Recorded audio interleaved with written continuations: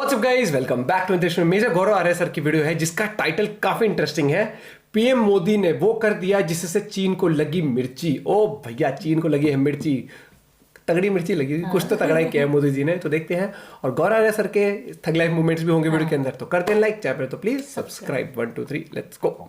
अच्छा, भारत ने एक काम कर दिया जिससे चीन को बड़ी मिर्ची लगेगी। भारत ने यह काम करा है दोस्तों की 3.9 बिलियन, लगभग 4 अरब का, 4 बिलियन का, लगभग 3.9 बिलियन का एक हाइड्रो पावर प्रोजेक्ट चाइना के बिल्कुल ठीक बॉर्डर पे अरुणाचल प्रदेश में इसका गो हेड दे दिया। जहां पंगे चल रहे ये जो जगह है, दिस इज, ये लिखा है the 2880 megawatt Dibang hydropower project is being built in the lower Dibang Valley district of Arunachal Pradesh on the Dibang river। तो Dibang river है, लोअर दिबांग वैली डिस्ट्रिक्ट है अरुणाचल प्रदेश की, जो कि बॉर्डर के पास है, और वहां पे भारत ने बोल दिया डैम बनाओ। अच्छा, ये चाइना के लिए क्यों परेशानी का सबब है? क्योंकि चाइना तो कहता है अरुणाचल भी हमारा है, लद्दाख भी हमारा है, तमिलनाडु भी हमारा है, अंडमान और निकोबार भी हमारा है, राजस्थान, पता नहीं क्या क्या इन चीजों ने लगता है दुनिया हमारी है। हर चीज पे, मतलब चाइना ने हर चीज पे चाइना को, रशिया को कहता है व्लादिवोस्टॉक हमारा है, मंगोलिया को कहता है कि मंगोलिया हमारा है, सब कुछ चाइना का है। हम सब एक्चुअली अकॉर्डिंग टू चाइना, हम सब एक्चुअली चाइनीज हैं। वो तो गलती से हम अपने आप को इंडियन बोल देते हैं, बांग्लादेशी बोल देते हैं, एक्चुअली हम सब चाइनीज हैं। अच्छा, Chinese believe this nonsense also. Anyway, coming back to the point, ये जो प्रोजेक्ट है ये शुरू कर दिया इंडिया ने, और इंडिया ने इसका अप्रूवल दे दिया। इस प्रोजेक्ट से 2880 मेगावाट बिजली पैदा होगी, और ये वाटर के लिए बहुत जरूरी है, पानी के लिए। India on Tuesday approved its largest ever hydropower project, Dibang multipurpose project in the mountainous northeastern region bordering China in a move to build renewable generation to meet rising power demand. The project will be developed by National Hydroelectric Power Corporation NHPC Limited। ये Bloomberg की report है। अच्छा, अब the projects primary objective, ये ध्यान से सुनिएगा दोस्तों, projects primary objective is to serve flood control and is based on storage. Once built, the 278 meter tall dam will be India's tallest. The government of Arunachal Pradesh will receive 1346.76 MU और 12% of the project's cost after completion।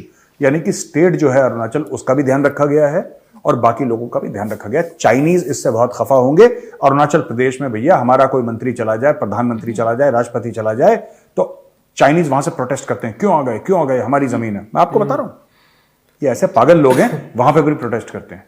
ठीक है, गजब है भैया। यहां पे तो पूरा डैम बन रहा है, और इंडियाज हाईएस्ट या लार्जेस्ट जो भी है, वो डैम वहां पे बिल्कुल चाइना की नाक के नीचे। चाइना में छोटे छोटे ब्रिज बना दिए हमने, फिंगर 4, फिंगर 5, फिंगर 6 के पार, LAC के पार हमने ये ब्रिज बना दिया, ये गांव बसा दिया। ये छोटे से 50 चाइनीज वहां पे चीनी मिनी चाऊ चाऊ कर रहे हैं, चाउमीन खा रहे हैं, वो बसा दिए। ये चाइना ऐसी छिछोरी हरकत है। इंडिया ने बोला सीधा लो, $4 अरब के लगभग का डैम लो, अब बताओ और क्या करना है। इस डैम से क्या होगा कि वहां पे हजारों लाखों लोगों का रोजगार लगेगा। पहली चीज, वहां पे लोग आके बसेंगे, जाहिर सी बात है, जाहिर सी बात है, वहां पे आसपास आके लोग बसेंगे, फिर वहां पे और भी डेवलपमेंट होगी, और ये बिल्कुल चाइना के नाक के नीचे होगी, लाइन ऑफ एक्चुअल कंट्रोल से ज्यादा दूर नहीं है जगह। तो चाइनीज इससे दुखी होंगे, और मुझे लगता है कि इससे बिजली उत्पन्न हो ना हो, इससे फ्लड कंट्रोल हो ना हो, वाटर रिटेंशन या वाटर का जो कहते हैं बेसिन बनेगा, रिजर्वायर, वो बने ना बने, लेकिन मोदी जी आपने जो चीन को हल्का सा पोक कराया ना, उसके लिए सलूट, मजा आ गया बॉस, गुड, ये बढ़िया क्या। अच्छा, एक और चीज है जिससे चीन दुखी होगा। चीन का दुख से आज का हम वीडियो का आगाज कर रहे हैं, शुरुआत कर रहे हैं। चीन के दुख, इसका नाम ही हो जाना चाहिए ऑफिशियल, चीन के दुख या चीन के आंसू। India Japan step up military partnership amid China's belligerence. ये इकोनॉमिक टाइम्स की खबर है। Expanding defence outreach in the Indo Pacific region among China's belligerence, India will hold simultaneous joint army to army and joint military transport exercises this week with Japan, while the 4th edition of joint military exercise X Dharma Guardian is being conducted at Camp Imazu in Shiga province of Japan from February 17th to March 2। यानी कि आज मार्च 1 है, कल ये exercise खत्म हो जाएगी March 2, ये 17 फरवरी को शुरू हो गई थी। The self defense will conduct joint transport exercise Shinyu Maitri 23 with Indian Air Force on March 1 to 2, यानी कि आज और कल। एक आर्मी की एक्सरसाइज है, एक एयरफोर्स की एक्सरसाइज, और एयरफोर्स की एक्सरसाइज थोड़ी सी स्ट्रेटेजिक है इन नेचर। कैसे? एक तो देखिए इंडियन आर्म फोर्सेस जापान जा रही है, वहां पे ट्रेन कर रही है। ये सिग्नलिंग होती है, मैं आपको बता रहा हूं। देखिए एक तो है कि ठीक है दोस्ती है, ये सब है, ये सिग्नलिंग है। ये सिग्नलिंग क्या है? देखिए इंडिया क्या कह रहा है, जापान क्या कह रहा है। हम लोग ये कह रहे हैं कि जी आपस में हम ट्रेनिंग कर रहे हैं कि हमारा तालमेल बढ़ जाए, हम एक दूसरे को पहचानें और जॉइंटली थ्रेट्स को फेस करें। ये एक आइडिया हो सकता है भारत और जापान। चीन इसको कैसे देख रहा है? ये एनालिसिस है ना, किसी का कुछ भी एनालिसिस, मेरा कुछ हो सकता है एनालिसिस जो कि सच्चाई से हो सकता है परे हो, पर वो मेरा एनालिसिस है। आपका सच्चाई के साथ हो सकता है, वो आपका एनालिसिस है। चीन इस तरीके से भी सोच सकता है, मैं ये नहीं कह रहा चीन सोच रहा है, चीन ऐसा सोच भी सकता है कि भाई अगर हम जापान पे अटैक करेंगे तो यहां पे इंडियन आर्मी साथ में जापानियों की लड़ेगी। चीन के दिमाग में ये बात भी चल सकती है। ये भी सोच राइट। अब जो ट्रांसपोर्ट एक्सरसाइज है क्या है? बेसिकली लॉजिस्टिक्स की एक्सरसाइजेज होती हैं। राइट। आप कितने समय पे कितने पैराट्रूपर्स वहां पे भेज सकते हैं, कितना आप लॉजिस्टिक्स, कितना सप्लाई। लॉजिस्टिक्स जो है ना, that is the heart of every battle.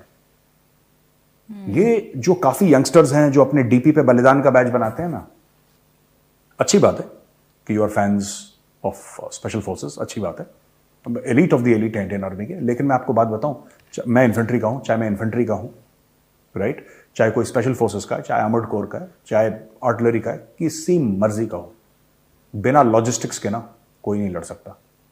बिना लॉजिस्टिक्स के you can not fight for more than 24 hours. आप 24 आवर्स भी, आजकल की लड़ाई में तो 24 आवर्स भी बहुत बड़ी बात है, आप नहीं लड़ सकते, आप धराशायी हो जाओगे विदाउट लॉजिस्टिक्स।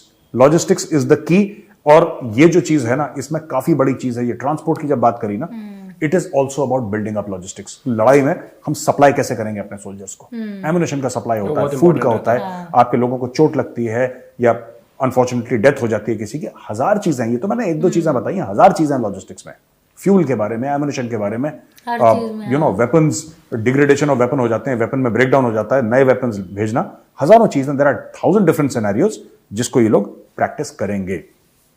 अब आपको पता है कि जो चाइना है ना, चाइना जलील है, चाइना एकदम जलील है, और उसके खिलाफ कुछ ना कुछ करना पड़ेगा। जब आपका दुश्मन ऐसा हो ना, तो जलील को जलील करने के लिए आपको कुछ ना कुछ करना पड़ेगा। अच्छा, जलील से याद आया, पाकिस्तान में क्या हो रहा है मैं आपको बताता हूं। ठीक है, पाकिस्तान को फिर डाउनग्रेड कर दिया। अच्छा, मूडीज ऑर्गेनाइजेशन है जिसने पिछली बार पाकिस्तान को CCC- दिया था ना, आपको याद होगा, हमने पिछले किसी वीडियो में कुछ समय पहले डिस्कस करा था, CCC-।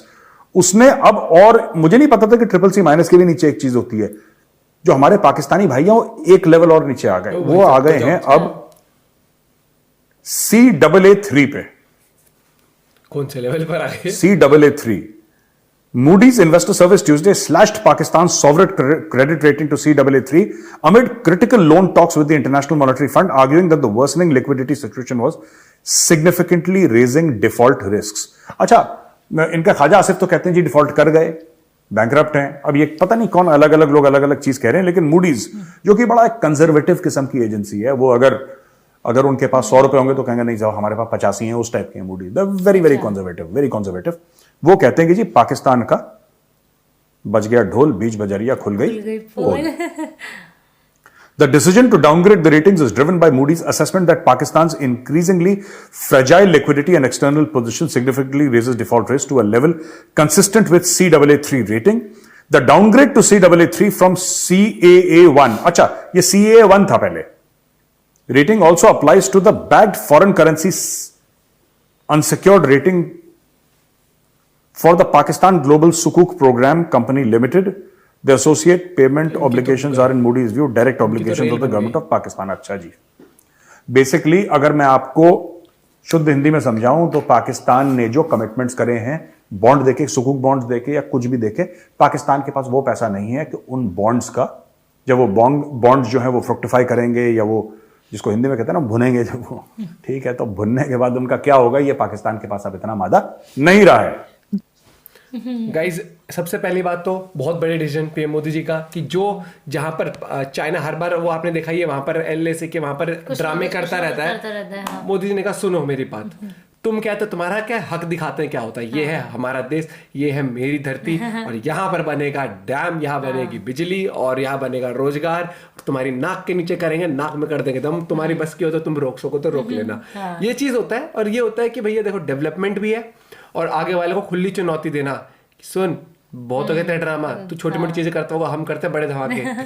हमारा इलाके हम अपने हिसाब से कुछ भी कर सकते हैं। और नो डाउट उसकी वजह से रोजगार भी आएगा, बहुत चीजें होंगी, फ्लड कंट्रोल में भी हेल्प होगी उस चीज से, इलेक्ट्रिसिटी बनेगी, बहुत चीजें होती हैं। और ये चीज एक विजन लेके चल रहे हैं मोदी जी, और बहुत बढ़िया बात है वो। अच्छा, और जलील से याद आया, पाकिस्तान मोदी ने उनको और डाउनग्रेड कर दिया, निकला था। अरे बहुत डाउनग्रेड कर दिया उनकी रेटिंग को, क्योंकि उनका भैया उनके पास है नहीं, रिजर्व नहीं है कि कोई भी पेमेंट आपको कुछ करनी है, आपके पास डॉलर होना चाहिए, कुछ नहीं है, डॉलर नहीं है। और उनकी करेंसी इतनी वो इन्फ्लेटेड हो गई है इन्फ्लेशन की महंगाई की वजह से, कि इतने सारे रुपीस देने पर $1 मिलता है। तो उस वजह से बहुत ही दुख तकलीफ पीड़ा वाला समय चल रहा है पाकिस्तान का। और साथ ही साथ इंडिया का मुझे अच्छा लगा, इंडिया जापान के साथ प्रैक्टिस कर रहा है। और तो उससे चाइना तो हर चीज में नजर रखता है कि भैया अब इंडिया क्या चाल चल रहा है, अब इंडिया किससे दोस्ती कर रहा है, अब इंडिया ऐसा कर रहा है, अच्छा अरुणाचल में भी कर दिया ये, तो हमें और चुप रहना है क्या अभी। और ये चीज है भैया बढ़िया। बाकी मोदी जी एक विजन लेके चल रहे हैं लॉन्ग टर्म का, और बहुत बढ़िया है डिसीजन, बहुत सही, और सर ने बहुत सही अप्रिशिएट किया। बाकी आपका पॉइंट ऑफ व्यू इस बारे में जरूर बताना, जितना उसे कर दे वीडियो को शेयर, चैनल बने तो please subscribe. Bye, take care.